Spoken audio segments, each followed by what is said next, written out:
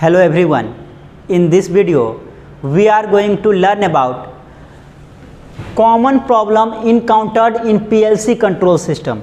PLC system में, PLC control system में जो कॉमन प्रॉब्लम होता है, किस तरह का कॉमन प्रॉब्लम आता है, उस चीज़ को हम लोग पढ़ने वाले हैं।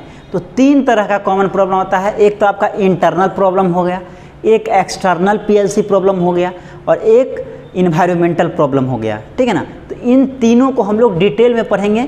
इंटरनल PLC प्रॉब्लम में क्या क्या प्रॉब्लम आएगा, ठीक है ना, जैसे बैटरी फेल्योर हो गया या फिर पावर या ग्राउंड फेल्योर हो गया, किस किस तरह का जो है फेल्योर आता है इंटरनल प्रॉब्लम में, वो हम लोग पढ़ेंगे। सिमिलरली हम लोग एक्सटर्नल PLC प्रॉब्लम देखेंगे और इन्वायरमेंटल PLC प्रॉब्लम करेंगे। तो तीन तरह का कॉमन प्रॉब्लम जो है PLC में देखा जाता है, internal PLC problem, external PLC problem और इन्वायरमेंटल PLC प्रॉब्लम। ये तीन के बारे में हम लोग को पढ़ना है। देखिए क्या कह रहा है, technical problems that may be encountered in properly programmed and wide PLC control system. ठीक है ना।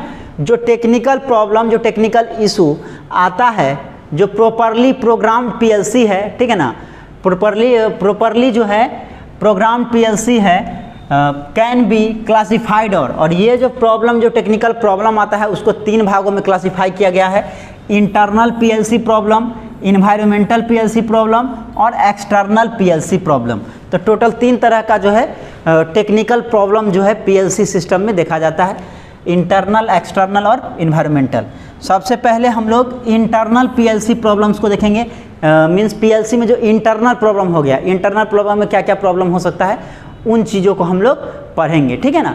प्रॉब्लम जैसे कि हम ही लोग के ह्यूमन बॉडी में, तो एक तो एक्सटर्नल प्रॉब्लम होता है, जैसे कि कहीं पे कट फट गया, ठीक है, घाव हो गया, तो ये सब क्या हो गया, एक्सटर्नल प्रॉब्लम हो गया, कहीं कट गया। तो इंटरनल प्रॉब्लम, पेट का कुछ है इशू, ठीक है ना, रेस्पिरेटरी सिस्टम का या फिर हार्ट का कोई इशू है, तो वो सब क्या हो जाएगा, इंटरनल प्रॉब्लम हो जाएगा।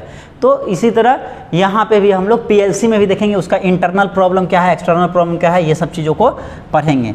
Internal problems in a PLC system refers to the technical faults pertaining to the PLC processor। ठीक है ना। जो टेक्निकल फॉल्ट्स जो है PLC प्रोसेसर से रिगार्डिंग जो है, ठीक है ना, उसको हम लोग उस टेक्निकल फॉल्ट जो है PLC प्रोसेसर से रिलेटेड जो है, या फिर मेमोरी से रिलेटेड है, पावर सप्लाई से रिलेटेड है, तो इसको हम लोग इंटरनल प्रॉब्लम बोलेंगे। ठीक है ना।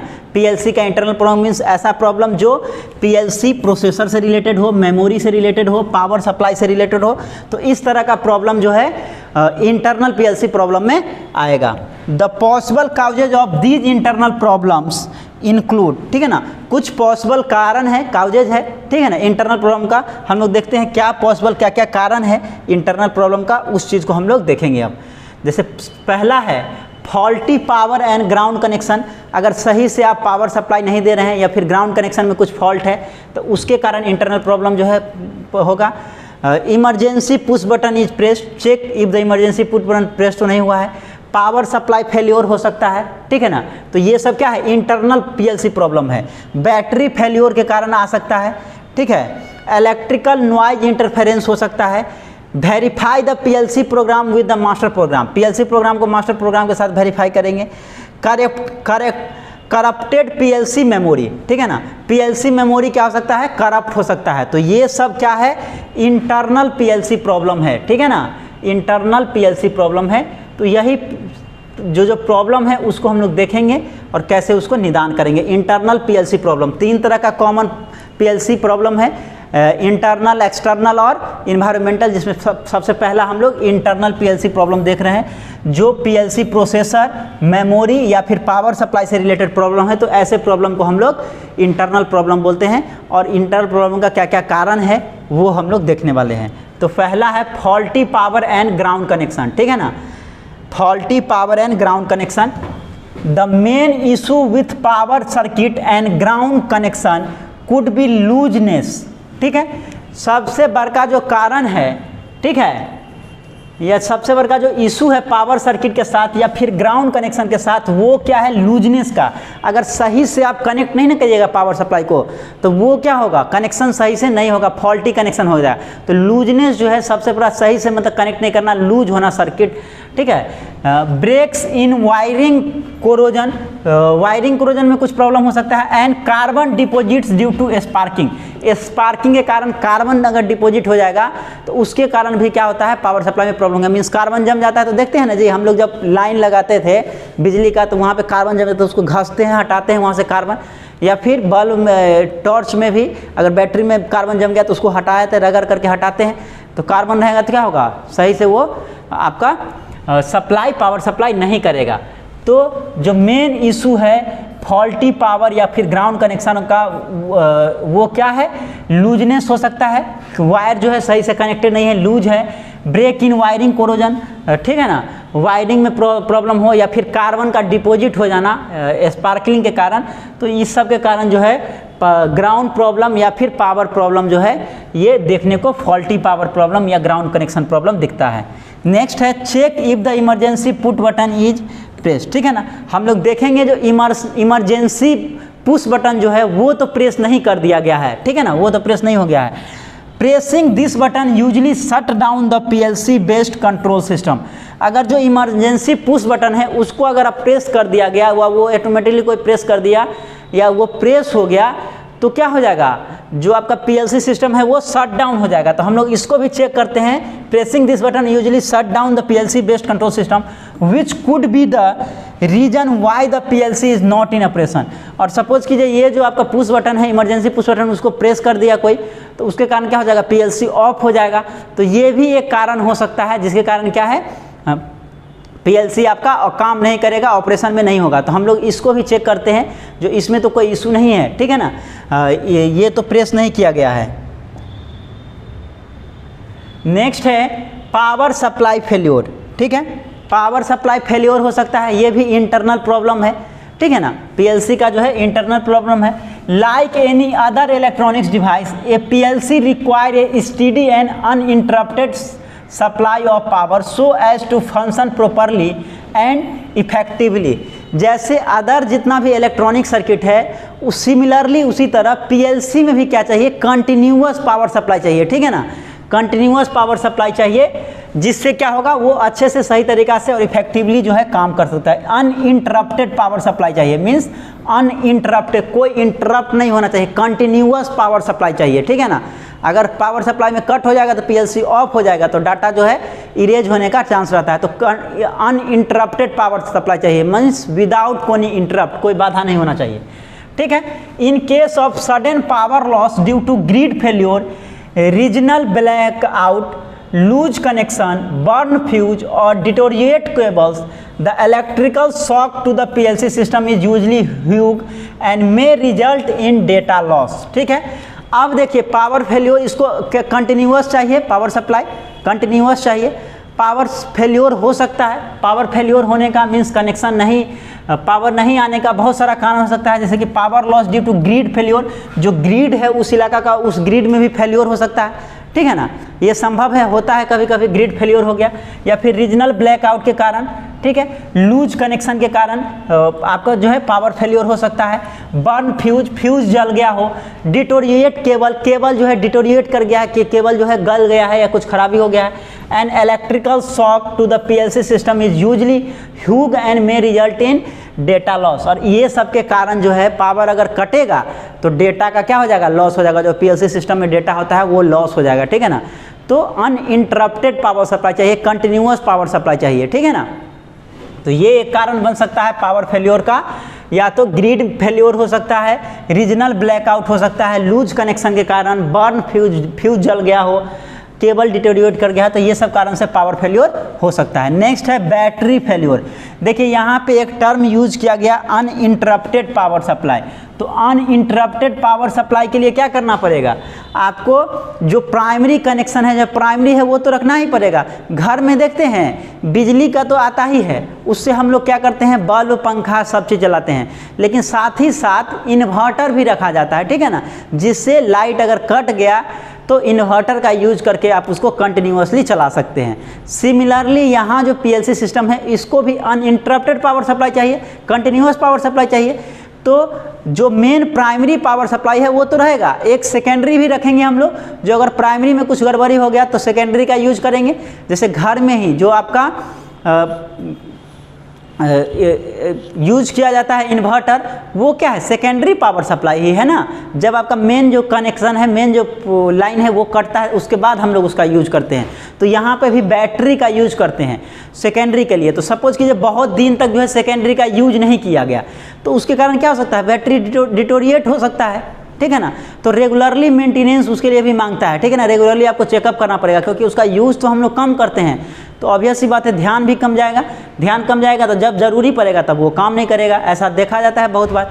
तो जो आपका सेकेंडरी है बैटरी जो है, उसको भी आपको सर्विलियंस करना रहेगा, देखरेख करना पड़ेगा।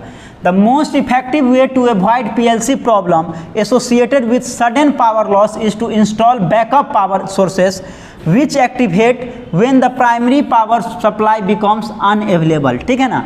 सबसे जो मोस्ट इफेक्टिव वे है PLC प्रॉब्लम को अवॉइड करने का, वो क्या है, sudden power loss due to is to install backup power sources, ठीक है ना। बैकअप पावर सोर्स, अलग से एक बैकअप चाहिए, जैसे घर में इन्वर्टर का यूज करते हैं, वो क्या है, एक तरह का बैकअप के लिए ही हम लोग यूज करते हैं, ठीक है ना। Which activate when the primary source power supply becomes unavailable. जब आपका प्राइमरी पावर सप्लाई जो है, प्राइमरी सोर्स जो है अनअवेलेबल रहेगा, उस समय में आप जो सेकेंडरी सोर्स है, जो बैकअप के लिए आप रखे हुए हैं, उसका यूज कर सकते हैं। Many PLC control system include A battery whose purpose is to prolong the supply of power in the event of an outage, ठीक है ना। मैक्सिमम PLC कंट्रोल सिस्टम में क्या होता है, बैटरी एक हम लोग रखते हैं, ठीक है, जिसका पर्पस होता है prolong power supply, prolong the supply of power in the event of an outage. जिस समय में आउटेज है, जिस समय में प्राइमरी सोर्स जो है वो सप्लाई अनअवेलेबल है, तो उस समय में हम लोग इसका यूज करते हैं। So to secure the PLC program stored in RAM, और इससे क्या होगा, जो PLC प्रोग्राम है वो स्टोर्ड रहेगा रैम में, क्योंकि उसको तो अनइंटरप्टेड पावर सप्लाई मिल रहा है, ठीक है ना। प्राइमरी अगर कट जाएगा तो सेकेंडरी का हम लोग यूज कर लेंगे, ठीक है। But if the battery is not regularly checked और replaced as specified by its manufacturer, ठीक है ना। लेकिन बैटरी को आप रेगुलरली जो है चेक नहीं कर रहे हैं, मेंटेनेंस सही से नहीं कर रहे हैं, या फिर उसको रिप्लेस, जो मैन्युफैक्चरर का जो डेट है जो है इसके बाद रिप्लेस करने का ख़राब हो जाता है, तो उसमें आप रिप्लेस नहीं करते हैं, तब क्या हो जाएगा, इशू आएगा। It could fail to provide adequate voltage for retaining the processor non volatile memory during power outage. तो जब आप इसको रेगुलरली जो है चेक नहीं करते हैं, मेंटेन नहीं करते हैं, अगर रिप्लेस करना है तो रिप्लेस करके नहीं रखते हैं, तो क्या होगा, जिस समय में ज़रूरी पड़ेगा उस समय में काम नहीं आएगा। तो जो भी सेकेंडरी सोर्स जो बैटरी होता है उसको रेगुलरली मेंटेनेंस करके रखना है, कभी भी काम आ सकता है, ठीक है ना। वो सेकेंडरी सोर्स है, फ्रीक्वेंटली तो यूज नहीं होगा, लेकिन वो काम आता है, तो इसीलिए क्या है, रेगुलरली उसको मेंटेन करना ज़रूरी होता है। तो अगर रेगुलरली नहीं करते हैं तो इसके कारण क्या हो जाएगा, फेल्योर आएगा। तो ये बैटरी फेल्योर हो गया। बहुत लंबे समय तक आप रख के रखेंगे, बहुत सारा सामान को देखेंगे बहुत लंबे समय तक रख रहे हैं, तो वो क्या होता है, अच्छे से काम नहीं करता। जैसे बाइक ही है, बाइक को आप ला करके 2 महीना 3 महीना रख दीजिए, ठीक है, देखिए उसमें खराबी आना शुरू हो जाएगा, ठीक है ना। तो उसको रेगुलर मेंटेनेंस ज़रूरी होता है, ठीक है ना। बैटरी में भी सिमिलरली रेगुलर मेंटेनेंस का आवश्यकता होता है। नहीं अगर इस तरह से करते हैं तो ये क्या हो जाएगा, फेल्योर हो जाएगा, बैटरी फेल्योर हो जाएगा। नेक्स्ट है electrical noise interference. Electrical noise interference, ये भी आपका इंटरनल जो है, इंटरनल PLC प्रॉब्लम है। Foreign signals resulting from either radio frequency interference RFI और electromagnetic interference EMI can greatly affect the performance and service life of A PLC, ठीक है ना। फॉरेन सिग्नल जो मीन्स दूर का अलग का सिग्नल है, ठीक है ना, जैसे कि रेडियो फ्रीक्वेंसी इंटरफेरेंस RFI है, रेडियो फ्रीक्वेंसी इंटरफेरेंस या फिर इलेक्ट्रोमैग्नेटिक इंटरफेरेंस EMI है। ये जो है क्या करता है, PLC के जो है परफॉर्मेंस को प्रभावित करता है। Can greatly affect the performance and service of PLC, ठीक है। PLC के क्या करता है, ये सर्विस को या फिर परफॉर्मेंस को जो है ये प्रभावित करता है। The use of antennas, transmitter and handheld radios in close proximity to the PLC system can result in radio frequency interference। और ये जो आप यूज करते हैं, एंटीना यूज करते हैं, ट्रांसमीटर यूज करते हैं, जिसे हम लोग क्या करते हैं, ट्रांसमिट करते हैं सिग्नल को, हैंड हेल्ड रेडियोज का यूज करते हैं। ये क्या करता है, close proximity to the PLC system can result in radio frequency interference जो है ये प्रभावित करता है, रेडियो फ्रीक्वेंसी इंटरफेरेंस जो है प्रोड्यूस करता है। तो इसके कारण जो है क्या है, ये इलेक्ट्रिकल नॉइज इंटरफेरेंस जो है प्रोड्यूस होता है। नेक्स्ट है verify the PLC program with the master program, ठीक है ना। अब सपोज कीजिए कि जो है कुछ ना कुछ प्रोग्रामिंग में ही इशू आ रहा है, ठीक है। पावर फेल्योर में कोई इशू नहीं है, बैटरी फेल्योर भी नहीं है, हमारा ग्राउंड कनेक्शन भी सही है, पावर कनेक्शन भी सही है, सब चीज़ सही है। तो हो सकता है जो पीएलसी का जो प्रोग्राम है उसमें कुछ इशू आएगा, तो उसको इशू को कैसे हम लोग निपटाएंगे, तो उसके लिए जो आपका पीएलसी में प्रोग्रामिंग किया है वो और एक मास्टर प्रोग्राम होगा। मास्टर प्रोग्राम से हम लोग पीएलसी प्रोग्राम को क्या करेंगे, वेरीफाई करेंगे। अगर सब चीज़ सही है तो ठीक है, नहीं सही है तो उसको क्या करेंगे, अप टू डेट करेंगे, ठीक है ना। Check if the program in the PLC memory matches the backup original copies, ठीक है ना। जो बैकअप ओरिजिनल कॉपी है उससे जो है प्रोग्राम मैच कर रहा है कि नहीं कर रहा है। And reload the program if you encounter any problem, अगर किसी तरह का प्रॉब्लम आप देख रहे हैं, किसी तरह का प्रॉब्लम आ रहा है तो उसको क्या करेंगे, रीलोड करेंगे, फिर से जो है रीलोड करेंगे मास्टर प्रोग्राम का जो है उसको। You can use the debug feature, ठीक है ना। डिबगिंग फीचर का हम लोग यूज करते हैं। डिबगिंग फीचर का मतलब कि जो है उसको फिर जो है आप प्रॉब्लम को आइडेंटिफाई करके और फिर उसको जो है डायग्नोस्टिक करना, उसको ट्रबल शूट करना, तो इसको डिबग फीचर बोलते हैं। In the PLC program to match the running program with the initially loaded master program, ठीक है ना। और जो रनिंग प्रोग्राम है पीएलसी में उसको मास्टर प्रोग्राम के साथ क्या किया जाता है, उसको कंपेयर किया जाता है, ठीक है ना, मैच किया जाता है। Also after verifying the PLC program ensure that the backup copies are up to date and keep them safely, ठीक है ना।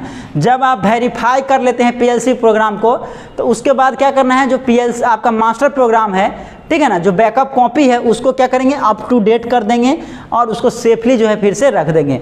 अवे फ्रॉम एक्सट्रीम टेम्परेचर, जो बहुत ज़्यादा टेम्परेचर है उससे हम लोग क्या करते हैं, अलग रखते हैं एक्सट्रीम टेम्परेचर से। एंड हाई ह्यूमिडिटी अगर नमी है वहाँ से भी अलग रखेंगे। So that they remain usable, जिसके कारण क्या है वो यूजेबल रहे और फिर जब वेरीफाई करना है तो उसको वेरीफाई कर सके, ठीक है ना। तो पीएलसी प्रोग्राम को मास्टर प्रोग्राम के साथ वेरीफाई किया जाता है। कोई इशू आया तो फिर क्या करता है, जो मास्टर प्रोग्राम है उसको रीलोड कर देते हैं और देन आफ्टर जो है जो मास्टर प्रोग्राम है, जो बैकअप कॉपी है, उसको क्या किया जाता है, तो उसको अप टू डेट कर लिया जाता है और सेफली जो है फिर उसको रख लिया जाता है। नेक्स्ट जो है इंटरनल पीएलसी प्रॉब्लम में, इंटरनल पीएलसी प्रॉब्लम जो है उसमें आपका करप्टेड पीएलसी मेमोरी है। पीएलसी मेमोरी में करप्शन हो सकता है, ठीक है ना। हम लोग देखें पावर कनेक्शन या ग्राउंड कनेक्शन में इशू, पावर फेल्योर हो सकता है, बैटरी फेल्योर हो सकता है। देन आफ्टर हम लोग क्या देखें, देन आफ्टर हम लोग देखें इलेक्ट्रिकल नॉइज इंटरफेरेंस को हम लोग देखें। देन आफ्टर हम लोग verify PLC program with master program देखें। अब है करप्टेड पीएलसी मेमोरी, जो पीएलसी मेमोरी है उसमें करप्शन आ सकता है, वो करप्ट कर सकता है। जैसे मेमोरी करप्शन सुने हैं ना जी, मोबाइल में ही मेमोरी लगा जाता है वो करप्ट हो जाता है, हार्ड डिस्क जो आप यूज़ करते हैं करप्ट हो जाता है, पेन ड्राइव कभी कभी करप्ट हो जाता है। करप्ट करने का मतलब जो डेटा उसमें है वो डेटा जो है आपको ओपन नहीं होगा। करप्ट करने का मतलब ये मैं समझिएगा जो टूट जाता है, ठीक है ना, वो डेटा जो उसमें है वो आपका करप्ट हो जाता है, वो डेटा आपको यूजेबल नहीं रह जाता है, उसको आप ओपन नहीं कर सकते हैं। External factor such as radio frequency and electromagnetic interference as well as power supply disruption can corrupt the PLC memory, ठीक है ना। जो एक्सटर्नल फैक्टर्स है जैसे कि रेडियो फ्रीक्वेंसी हो गया या फिर इलेक्ट्रोमैग्नेटिक इंटरफेरेंस हो गया या फिर पावर सप्लाई में डिसरप्शन, पावर सप्लाई में जो गड़बड़ी है उसके कारण जो है हो सकता है can corrupt the PLC memory, वो पीएलसी मेमोरी को ये सब कारण से पीएलसी मेमोरी करप्ट कर सकता है। व्हेन दिस हैपन, अगर इस तरह का होता है, the programs and function store within the PLC memory may become unreadable. जब करप्ट हो जाएगा, पीएलसी मेमोरी करप्ट हो जाता है तो उसके अंदर में जो प्रोग्राम है, ठीक है ना, पीएलसी मेमोरी के अंदर में जो प्रोग्राम है, ठीक है ना, वो क्या हो जाएगा, अनरीडेबल होगा। अनरीडेबल मीन्स उसको आप फिर से रीड नहीं कर सकते हैं, फिर से पढ़ नहीं सकते। और the PLC processor may not be able to execute the program properly. और क्या हो सकता है, या तो उसको रीड नहीं कर सकते हैं या फिर जो है एग्जीक्यूट नहीं कर सकता है। जो पीएलसी प्रोग्राम है, ठीक है ना, जो प्रोसेसर है वो क्या होता है, एग्जीक्यूट नहीं कर पाएगा प्रोग्राम को properly when booted up from an unintended shutdown, ठीक है ना। और ये क्या करेगा, अनइंटेंडेड शटडाउन कर देगा। मीन्स जब भी आपका पीएलसी करप्ट करता है, पीएलसी करप्ट करता है, ठीक है ना, मेमोरी करप्ट करता है पीएलसी का, तो जो डेटा है उसको रीड नहीं कर सकते हैं, या फिर जो है डेटा को आप जो भी प्रोग्राम है उसको एग्जीक्यूट नहीं कर सकते हैं। तो इस तरह का इशू जो आता है, तो ये सब क्या है, पीएलसी इंटरनल पीएलसी प्रॉब्लम है, ठीक है ना। पावर कनेक्शन या फिर ground connection failure, battery failure, electrical noise interference हो गया, ठीक है ना। उसके बाद आपका करप्टेड पीएलसी मेमोरी, ये जितना भी चीज़ अभी पढ़े ये सब का है इंटरनल पीएलसी मेमोरी का जो है ये कारण है, इसके कारण जो है इंटरनल पीएलसी मेमोरी जो है होता है। तो इस वीडियो में हम लोग देखें कॉमन जो है पीएलसी प्रॉब्लम जो इनकाउंटर्ड होता है, पीएलसी कॉमन इंटरनल प्रॉब्लम जो होता है, कि कॉमन प्रॉब्लम जो होता है, खास करके हम लोग इंटरनल प्रॉब्लम को इसमें हम लोग पढ़े, इंटरनल पीएलसी प्रॉब्लम क्या क्या है उन चीज़ों को हम लोग देखें। अगले वीडियो में हम लोग एक्सटर्नल पीएलसी प्रॉब्लम देखेंगे और इन्वायरमेंटल प्रॉब्लम देखेंगे। हम लोग देखें जो कॉमन प्रॉब्लम पीएलसी में होता है 3 तरह का, इंटरनल, एक्सटर्नल और इन्वायरमेंटल। इंटरनल हम लोग इसमें पढ़े और नेक्स्ट वीडियो में हम लोग एक्सटर्नल और इन्वायरमेंटल को करने वाले हैं। तो इस वीडियो में इतना ही। Thank you for watching this video. Thank you so much.